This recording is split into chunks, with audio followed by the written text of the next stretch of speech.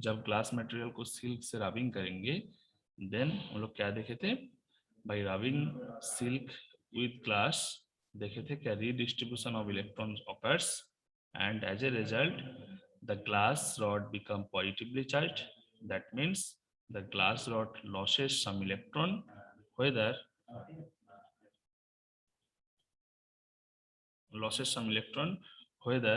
the silk material become negatively charged, because silk material accepts some more number of electron. ठीक है, सो जिस material पे electron का acceptance ज्यादा होगा, मतलब नंबर ऑफ इलेक्ट्रॉन्स एक्सेस होगा, उसमें हम लोग क्या बोलेंगे, this is negatively charged. And जिसमें इलेक्ट्रॉन का लॉसेस होगा उसको हम लोग बोलेंगे positively charged.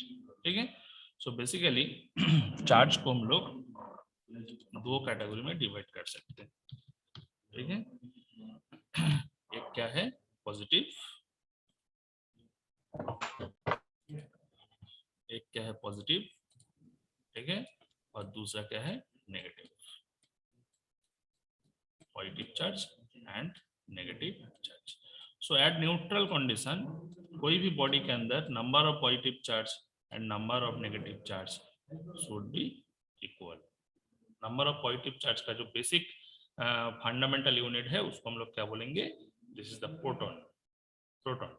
And negative charge का जो फंडामेंटल यूनिट है उसको हम लोग क्या बोलेंगे, इलेक्ट्रॉन. ठीक है, तो इसलिए बोलेंगे कि प्रोटॉन का चार्ज क्या है पॉजिटिव एंड इलेक्ट्रॉन का चार्ज क्या है नेगेटिव. इलेक्ट्रॉन का चार्ज क्या है नेगेटिव. इसलिए कोई भी अगर हम लोग मटेरियल देखेंगे, उस मटेरियल के अंदर बहुत सारा टीनी पार्टिकल्स है एंड उस पार्टिकल के अंदर क्या है बेसिकली एटॉम्स है. एंड एटॉमिक स्ट्रक्चर जब तुम लोग पढ़े थे उस टाइम क्या देखे थे, एवरी एटॉम के अंदर एक न्यूक्लियस था एंड न्यूक्लियस के बीच में क्या क्या था, ऑब्वियसली प्रोटॉन था एंड न्यूट्रॉन था. एंड न्यूक्लियस के बाहर क्या था, आउटर मोस्ट ऑर्बिट में इलेक्ट्रॉन रहता है. हाँ, तो अगर this will be the nucleus, the nucleus के अंदर क्या रहता है, प्रोटॉन और न्यूट्रॉन. ठीक है, सो प्रोटॉन का चार्ज हम लोग क्या सीखे हैं, प्रोटॉन का चार्ज इज पॉजिटिव. सो इसमें न्यूक्लियस का चार्ज क्या होगा, एक्चुअली न्यूक्लियस का चार्ज भी क्या होगा, पॉजिटिव होगा. क्यों, क्योंकि यहाँ पे न्यूट्रॉन जो है, न्यूट्रॉन इज न्यूट्रल, सो इसका कुछ चार्ज नहीं है.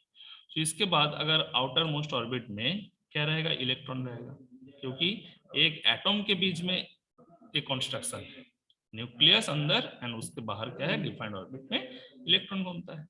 सो ये जो नंबर ऑफ इलेक्ट्रॉन है इसका नंबर, और न्यूक्लियस के अंदर जो प्रोटॉन है पॉजिटिव चार्ज पार्टिकल, इसका नंबर क्या होगा, दोनों सेम होगा. अगर प्रोटॉन यहाँ पे 10 रहेगा तो इलेक्ट्रॉन शुड बी 10, क्योंकि यहाँ पे म्यूट करो, क्योंकि यहाँ पे number of positive charge and number of negative charge should be equal. Otherwise body neutrality condition maintain नहीं करेगा, बॉडी चार्ज हो जाएगा. ठीक है, so at any normal condition every body are in neutral condition. Otherwise क्या है, कोई भी बॉडी में हाथ लगाने से हम लोग कुछ शॉक रियलाइज करते हैं, बट ऐसा तो नहीं होता. क्यों, क्योंकि उसमें चार्ज नहीं रहता है. उसको जब हम इलेक्ट्रिफिकेशन करेंगे बाय डिफरेंट प्रोसीड्यूर, देन क्या होगा, देन वहाँ पे चार्ज क्रिएट होगा एंड अल्टीमेटली हम बोलेंगे कि this is A charge body. ठीक है, सो बेसिक सो जो fundamental unit of negative charge that is electron. So electron का चार्ज क्या है, इलेक्ट्रॉन का चार्ज है 1.6 इंटू 10⁻⁻19 कूलम्ब, क्योंकि चार्ज का यूनिट लास्ट दिन बताए थे, चार्ज का यूनिट है coulomb.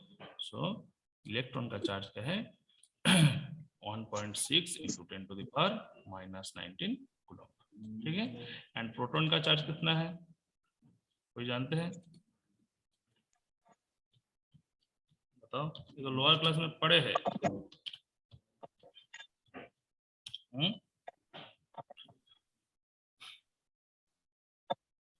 Actually protons are found, कहाँ पे फाउंड होता है, at the centre of atoms. So with neutrons it makes nucleus. So protons have charge of positive, that means positive 1.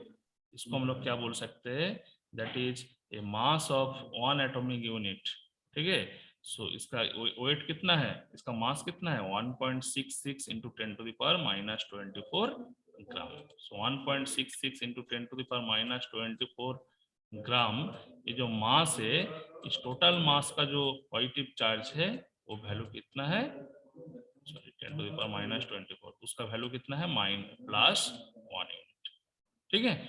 But कभी कभी ये हम लोग को वैल्यू लगता है क्या, what is the charge of electron, याद रखोगे 1.6 इंटू 10⁻⁻19 कूलम, ठीक है, 10⁻⁻19 कूलम।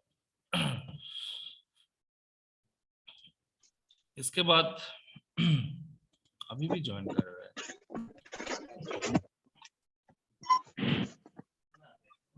ठीक है, अनम्यूट है, म्यूट करो थोड़ा, कौन है उसको हटा देते हैं, बसंत महतो,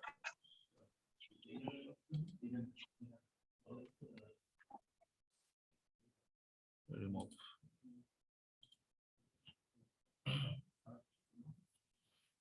ठीक है।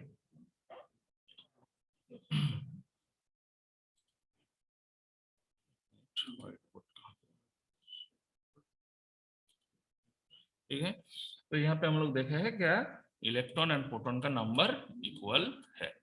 तब हम लोग क्या सीखे हैं, कोई भी पॉइंट चार्ज हो सकता, जैसे हम इलेक्ट्रॉन का बात करेंगे, सो इलेक्ट्रॉन इज इसका साइज क्या है, बहुत ही स्मॉल, समथिंग 10⁻⁻15 या 10⁻⁻20 नैनोमीटर, इस रेंज पे हो सकता है। तो इसका साइज बहुत ही स्मॉल, सो इसलिए ये जो चार्ज है, इस चार्ज को हम लोग क्या कंसीडर कर सकते हैं, क्या this is a point charge, ठीक है, क्या है, this is a point charge. So in between every point charge there is a force of attraction. तो तुम लोगों का एक क्वेश्चन हो सकता है, सर पॉइंट चार्ज क्यों हो रहा है, यहाँ पे कोई बॉडी हो सकता है, तो बॉडी में भी तो चार्ज है, तो बॉडी में भी जो चार्ज होगा, अगर कुछ स्फेरिकल बॉडी होगा तो हम लोग कंसीडर करेंगे उस स्फेरिकल बॉडी का टोटल चार्ज कहाँ पे कॉन्सेंट्रेटेड है, at the centre. So at the centre पे एक पॉइंट पे कॉन्सेंट्रेटेड है, सो उस पॉइंट को हम लोग क्या बोलेंगे, उस पॉइंट को बोलेंगे this is the point charge, ठीक है। So in every body the total charge is conserved at any point, तो इस पॉइंट को हम लोग क्या बोलेंगे, पॉइंट चार्ज, ठीक है। तो बेसिकली Q से चार्ज को डिनोट करते हैं, ठीक है। So if we take two charge like Q1 and Q2 and these two charge are placed by some distance that is equal to R, so the force of attraction कब होगा, जब दोनों charge का nature same होगा, तब बोलेंगे क्या, force is attractive. जब दोनों चार्ज का नेचर डिफाइंड होगा, देन बोलेंगे क्या, सॉरी जब सेम होगा तब बोलेंगे रिपल्सिव, एंड जब डिफाइंड होगा तब बोलेंगे अट्रैक्टिव। क्योंकि हम लोग लास्ट दिन एक्सपेरिमेंट से ही पता किए क्या, जब दोनों पॉजिटिव चार्ज होगा then two positive charges are repel each other, दोनों जब नेगेटिव चार्ज होगा two negative charges repel each other. So when one positive and one negative, then the two charges attract each other. When one negative, another positive, then also attract each other. ठीक है। सो repulsive force, सो जो attract, सो जो force in between two charge developed होगा, इसका nature क्या हो सकता, both attractive भी हो सकता, बोथ रिपल्सिव भी हो सकता, क्योंकि तुमको हम नहीं बोले हैं यहाँ पे Q1 क्या है, पॉजिटिव चार्ज है क्या नेगेटिव चार्ज, हम नहीं बोले क्या Q2 पॉजिटिव चार्ज है क्या नेगेटिव चार्ज। अगर हम बोल देते क्या Q1 is positive charge and Q2 is negative charge, both are placed by some distance of 10 centimeter apart, ठीक है, देन तुमको क्या बोलना होगा, यहाँ पे साइन देख के तुमको पता करना है कि इस in between this two charges the force is always attractive, कभी रिपल्सिव नहीं होगा, ठीक है। सो कूलम, ऑगस्टिन कूलम साइंटिस्ट है एक, वो यही बताया कि in between two charges how much force will be developed, and that force is known as Coulomb force, and that force also known as electrostatic force, because the charges are in static position, they are not dynamic, they are not moving, ठीक है। if the charges are moving that will be different, but दोनों charge क्या है, एक ही position में static है, and दोनों charge के बीच में जो डिस्टेंस है वो कुछ वैल्यू है। ठीक है, next topic is Coulomb's law. Coulomb's, ठीक है, और next topic is Coulomb's law. So coulomb क्या बताए? कूलम तो बताए कि फोर्स का वैल्यू कितना होगा इन बिटवीन टू चार्जेस। ठीक है, फोर्स का वैल्यू कितना होगा in between two charges. But इस जो फोर्स का वैल्यू है ये क्या क्या फैक्टर के ऊपर डिपेंड किया, वो डिसाइड किया कूलम। ठीक है, so according to Coulomb's law, actually इसको हम लोग दो लॉ में डिवाइड कर सकते हैं, जो लॉ पहले ही हम लोग एक्सपेरिमेंट करके प्रूव किया। Like the two same charges or like charges repel each other, and two unlike charges attract each other. So this will be considered as Coulomb first law, क्योंकि फर्स्ट लॉ अगर नहीं बताएंगे क्या force is attractive और repulsive, इसका nature नहीं पता चलेगा। ठीक है, तो इसलिए कूलम्स लॉ को भी हम लोग टू लॉ में डिवाइड कर लेंगे। एक क्या है first law, coulomb first law. First law में क्या लिखेंगे? like charges repel each other and unlike charges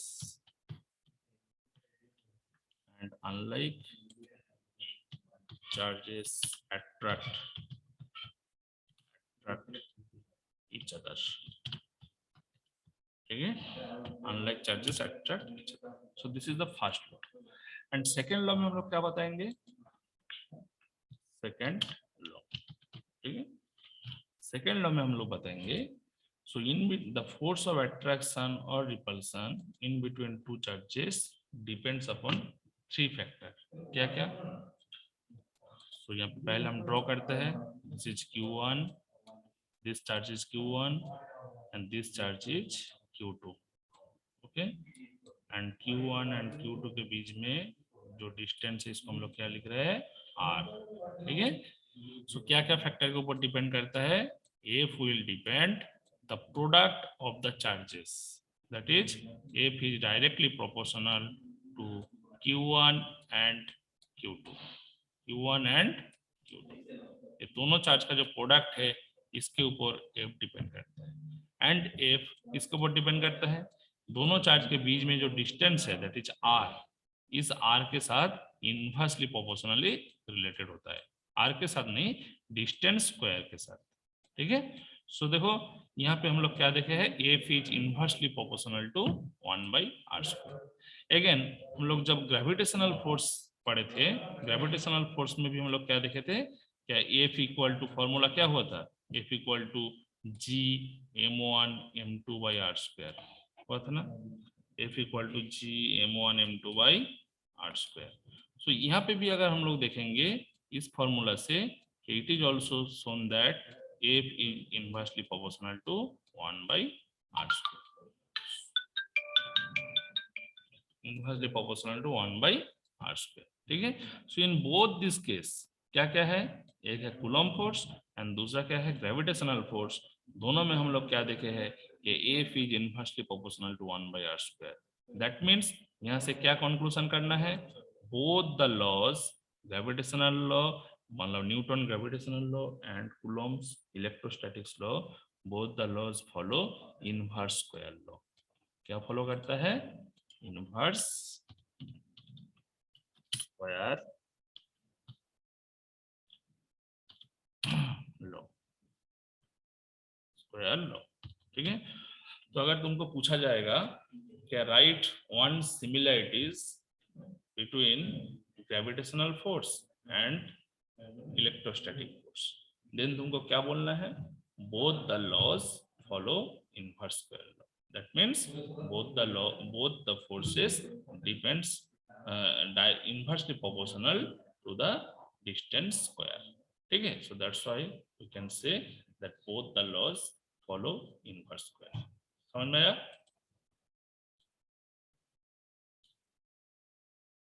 response करो कोई, समझ में आया? Yes sir.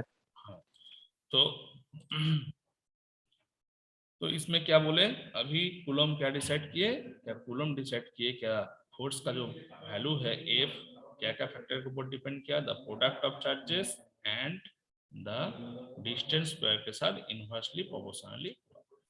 ये अनदर एक फैक्टर के ऊपर डिपेंड किया क्या फोर्स का वैल्यू क्या, वो क्या है, ये जो चार्ज दो प्लेस्ड है, दोनों चार्ज जो प्लेस्ड है विद सम डिस्टेंस आर, ये दोनों चार्ज के बीच में कुछ मीडियम होगा ऑब्वियसली, ठीक है, उस मीडियम के ऊपर डिपेंड करता है क्या कितना फोर्स लगता है, ठीक है, फोर्स का वैल्यू कितना लगता है, ठीक है। So that means the medium in between two charges, ठीक है। सो थर्ड फैक्टर क्या है, थर्ड फैक्टर है the medium between two charges, the medium in between two charges, इसके ऊपर भी फोर्स का वैल्यू डिपेंड करता है। तो बेसिकली इसको अगर हम लोग इक्वेशन 1 लिखेंगे, कौन सा, F is proportional to Q1 Q2, इसको इक्वेशन 1 लिखेंगे, and F is inversely proportional to 1/r², इसको इक्वेशन 2 लिखेंगे। सो बोथ इक्वेशन 1 एंड 2 को कंबाइन करके हम लोग क्या लिख सकते हैं, हम लोग लिख सकते हैं कि F is proportional to Q1 Q2/r², लिख सकते हैं Q1 Q2/r²। तो हम लोग देखे हैं प्रोपोर्शनल से जब इक्वल करेंगे तो एक कांस्टेंट अराइज करना पड़ता है, कांस्टेंट लाना पड़ता है। सपोज यहाँ पे सी इज ए कांस्टेंट, ठीक है, तो तुम लोग कभी कभी बुक्स में देखोगे के भी लिखा रहता है, क्योंकि बेसिकली कांस्टेंट को हम लोग के से ही डिनोट करते हैं, बट यहाँ पे कूलम्ब्स लॉ है तो इसलिए कांस्टेंट को हम लोग सी से डिनोट करेंगे, ठीक है, Q1 Q2/r²। Okay, so F equal to क्या है, F equal to C into Q1 Q2/r², ठीक है। So this constant C is known as Coulomb constant. C क्या है, C इक्वल टू कूलम्ब्स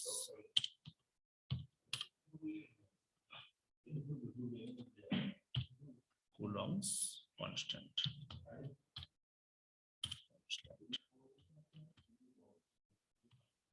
ठीक है। सो इस C का वैल्यू एक्चुअली क्या है, ठीक है। सो ये जो कांस्टेंट है, this constant will depend upon the medium in between two charges. हम अभी जो बताए दोनों चार्ज है Q1 Q2, दोनों चार्ज के बीच में जो डिस्टेंस है r, ठीक है, एंड यहाँ पे क्या है, एक मीडियम। सो इस मीडियम में ऐसा कुछ कैरेक्टरिस्टिक्स है, जो कैरेक्टरिस्टिक्स क्या करेगा, जो फोर्स अप्लाई करेगा, कोई भी Q1 चार्ज मान लो Q2 चार्ज के ऊपर कुछ फोर्स अप्लाई कर रहा है और Q2 चार्ज Q1 चार्ज के ऊपर कुछ फोर्स अप्लाई कर रहा है, ठीक है। तो इस मीडियम का काम क्या है, इस मीडियम में ऐसा कुछ कैरेक्टरिस्टिक्स है जिसके वजह से वो फोर्स का वैल्यू क्या हो जाता है, लेस हो जाता है। उस कैरेक्टरिस्टिक्स अगर ज्यादा होगा तो हम बोलेंगे क्या, फोर्स विल बी लेस।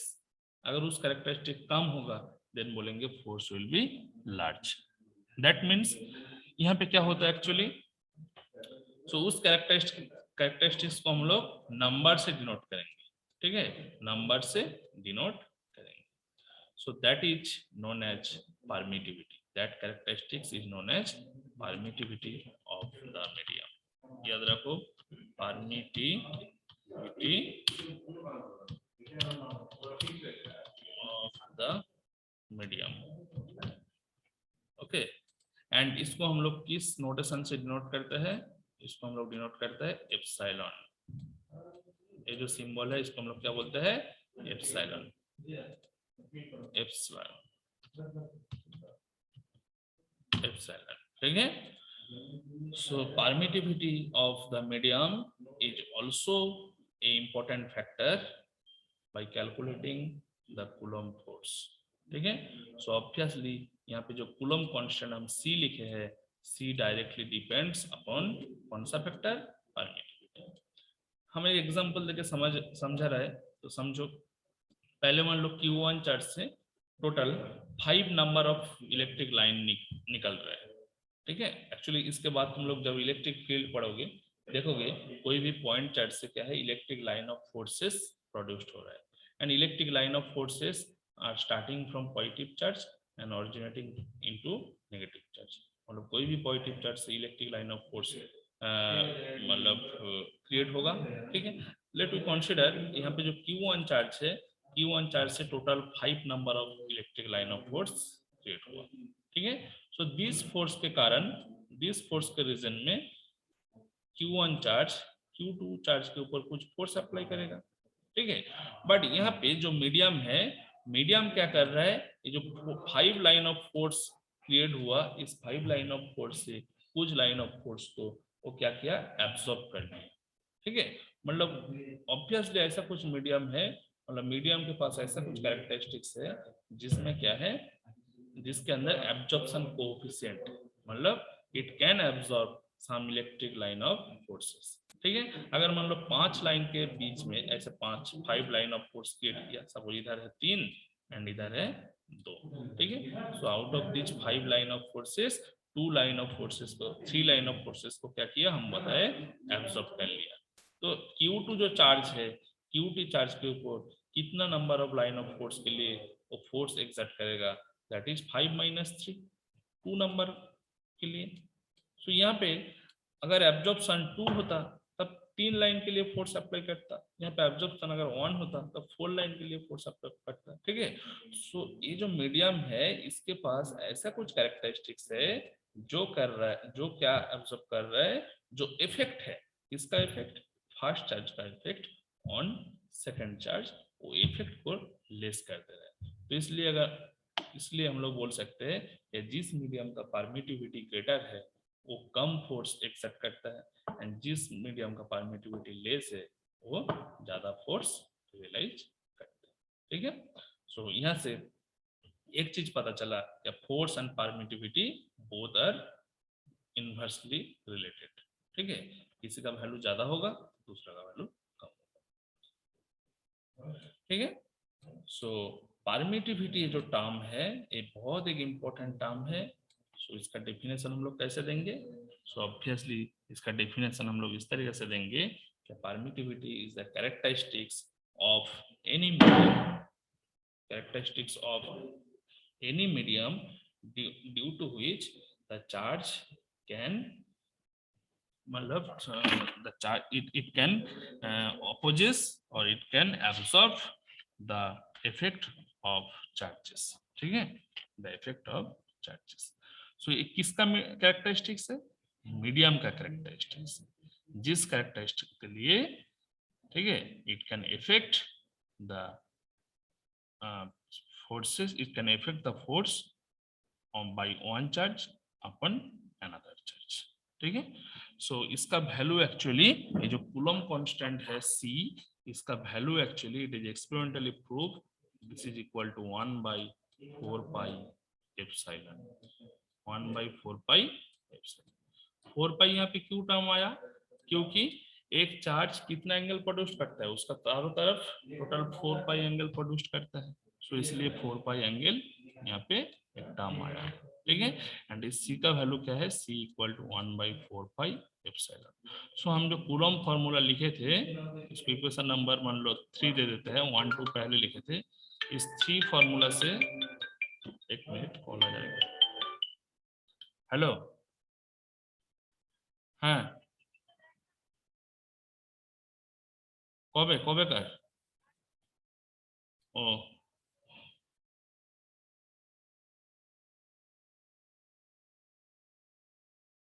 তিনটে হোয়াটসঅ্যাপে ডিটেলস পাঠান, নাম এজ,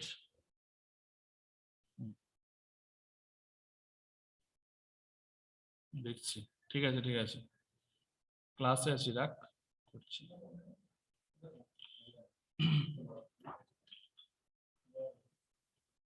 ठीक है, तो क्या डिस्कस कर रहे थे, हाँ, इसको इक्वेशन नंबर अगर 3 देंगे तो ये इक्वेशन को मॉडिफाई करके हम लोग C के जगह पे क्या पुट कर सकते हैं, C के जगह पे हम लोग पुट कर सकते हैं कि C equal to 1/4 pi epsilon Q1 Q2 by r²। ठीक है, so next modified term of force क्या हो जाएगा, F equal to 1/4 pi epsilon, C के जगह पे जस्ट वैल्यू पुट कर दिया, 4 pi epsilon, sorry 4 pi epsilon Q1 Q2 by r square, Q1 Q2 by r square. ठीक है, तो अभी ये जो एप्सिलॉन है, देखो हम कोई भी मीडियम के लिए कंसीडर किए थे, कोई भी मीडियम, ठीक है, बट ये तब एप्सिलॉन का वैल्यू मीडियम जब वेरी करेगा वो भी चेंज होगा। जब मान लो वहाँ पे ग्लास मीडियम होगा, ग्लास मीडियम में कोई चार्ज है, तब जो एप्सिलॉन का वैल्यू होगा, अगर वाटर मीडियम होगा एप्सिलॉन का वैल्यू चेंज हो जाएगा, अगर एयर मीडियम होगा एप्सिलॉन का वैल्यू चेंज हो जाएगा। तो इन जनरल कोई भी मीडियम के लिए हम लोग क्या लिखेंगे, एप्सिलॉन का वैल्यू है एप्सिलॉन एम, एम फॉर मतलब परमिटिविटी फॉर एनी मीडियम। ठीक है, और जब ग्लास होगा देन ग्लास मीडियम के लिए एप्सिलॉन होगा, जब एयर होगा एयर मीडियम के लिए एप्सिलॉन होगा, जब वाटर होगा वाटर के लिए होगा, जब फिनाइल होगा, जब ये होगा क्या ग्लिसरीन होगा ग्लिसरीन के लिए होगा। ठीक है, तो डिफरेंट मटेरियल, जब केरोसिन होगा केरोसिन के लिए एप्सिलॉन का वैल्यू हम लोग कैलकुलेट करेंगे, मतलब वो फिक्स्ड वैल्यू है। वो फिक्स्ड वैल्यू क्या है, तुमको प्रोवाइड किया जाता है। क्या तुम एयर मीडियम लिए है, एयर के लिए परमिटिविटी इतना है, तुम ग्लास लिए है ग्लास के लिए परमिटिविटी इतना है। ठीक है, सो देखो इसको हम लोग क्या लिख सकते हैं, इसको हम लोग लिख सकते हैं क्या, F equal to 1/4 pi epsilon Q1 Q2 by r square. So it is the general formula. So general formula means यहाँ पे हम लोग क्या लिखेंगे, कोई भी मीडियम के लिए, सो इसलिए एप्सिलॉन m लिखेंगे, और यहाँ पे भी हम फोर्स का वैल्यू क्या लिख रहे हैं, F m लिख रहे हैं, F m लिख रहे हैं। ठीक है, सो जब हम लोग कोई भी मतलब फ्री स्पेस, कोई भी फ्री स्पेस लेंगे, फ्री स्पेस मींस वहां पे कोई भी इफेक्ट नहीं है, ठीक है, that is totally vacuum medium के लिए एप्सिलॉन को लोग किससे डिनोट करता है, epsilon is denoted by epsilon not. ठीक है, सो एप्सिलॉन नॉट का नोटेशन क्या है, epsilon not denotes the permittivity in free space और permittivity in vacuum, permittivity in free space. समझ में आया, याद रखोगे, epsilon not is the permittivity of free space and इसका कुछ वैल्यू है, fixed value, that is equal to 8.854 into 10 to the power -12, 10 to the power कितना -12। इसका कुछ यूनिट है, यूनिट अभी नहीं लिख रहे हैं, क्यों, क्योंकि यूनिट हम लोग कैलकुलेट करेंगे, what is the unit of epsilon और एप्सिलॉन नॉट। एप्सिलॉन का भी जो यूनिट है एप्सिलॉन नॉट का भी वही है, क्योंकि एप्सिलॉन क्या है, epsilon is the permittivity for any medium. एक minute, permittivity for any medium and epsilon not क्या है, परमिटिविटी इन फ्री स्पेस और परमिटिविटी इन क्या बोलेंगे, वैक्यूम, जहाँ पे कोई भी फ्रिक्शन नहीं है, कोई भी अदर्स इफेक्ट नहीं है, वहाँ पे उसको हम लोग क्या बोलेंगे, फ्री स्पेस। अगर हम एयर का बात करेंगे, एयर में भी क्या है, कुछ फ्रिक्शनल फोर्स डेवलप होता है।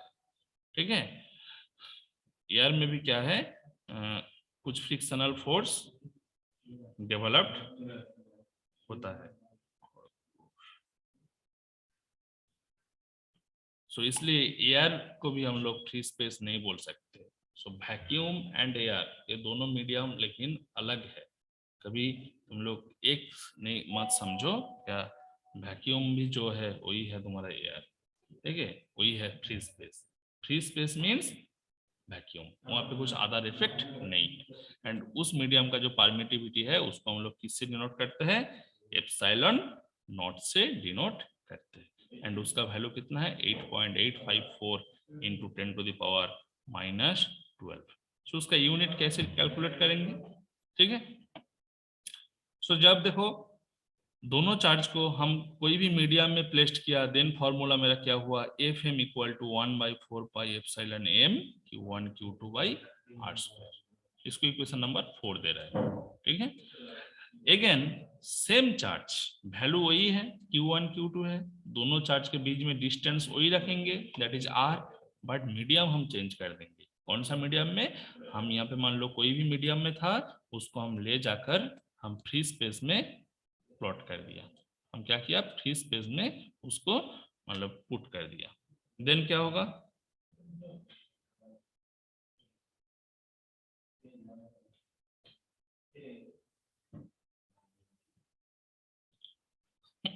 देन क्या होगा? देन वहां पे जो फोर्स होगा उसको हम लोग क्या बोलेंगे? देखो उस टाइम तुम्हारा परमिटिविटी का वैल्यू है एप्सिलॉन नॉट, इसलिए फोर्स का वैल्यू भी हम लोग क्या बोलेंगे? F naught. ठीक है, फोर्स का वैल्यू हम लोग क्या बोलेंगे? F naught. So F naught equal to क्या लिख सकते हैं बताओ? एप्सिलॉन की जगह पे एप्सिलॉन नॉट लिखना है, बाकी सारा फैक्टर सेम है। सो 1/4 पाई एप्सिलॉन नॉट, ठीक है, Q1 Q2 by R square, Q1 Q2 by R square, है ना? इसको लिख सकते हैं। तो इसको इक्वेशन नंबर 4 एंड इसको इक्वेशन नंबर 5 दे सकते हैं। ठीक है, अभी तुमको क्या करना है? इक्वेशन 4 एंड 5 जो है इसका रेशियो लेना है। ठीक है, तो by taking the ratio of equation 4 and equation 5 तो हम लोग को क्या मिलेगा? मतलब 4/5 इक्वेशन करने से हम लोग लिख सकते हैं F M by F naught is equal to, क्या लिख सकते हैं बताओ? देखो बाकी टर्म तो कैंसिल हो जाएगा, सेम है, तो यहाँ पे जस्ट रहेगा epsilon naught by epsilon M,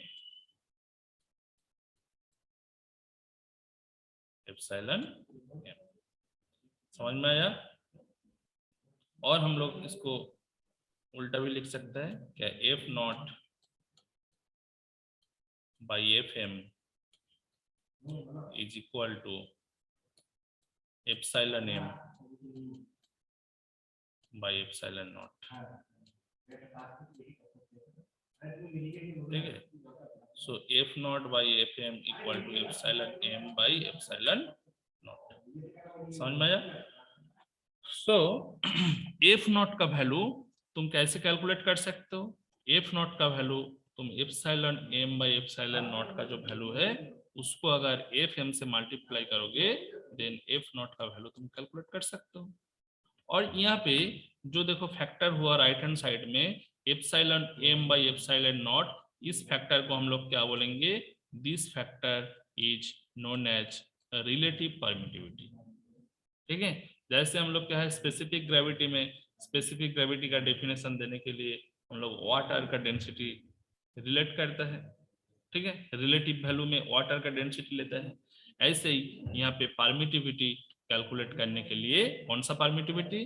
relative permittivity calculate करने के लिए हम लोग किससे डिनोट करेंगे? कोई मीडियम का एप्सिलॉन, मतलब एप्सिलॉन का वैल्यू दैट इज मीडियम का परमिटिविटी का value to the free space में परमिटिविटी का वैल्यू कैलकुलेट करेंगे। ठीक है, सो ये जो वैल्यू है इस वैल्यू को हम लोग किससे डिनोट करेंगे? It is denoted by epsilon R. So epsilon R equal to epsilon M by epsilon naught, epsilon R equal to epsilon M by epsilon naught. So this value is called, epsilon R is called relative permittivity, relative permittivity। समझ में आया?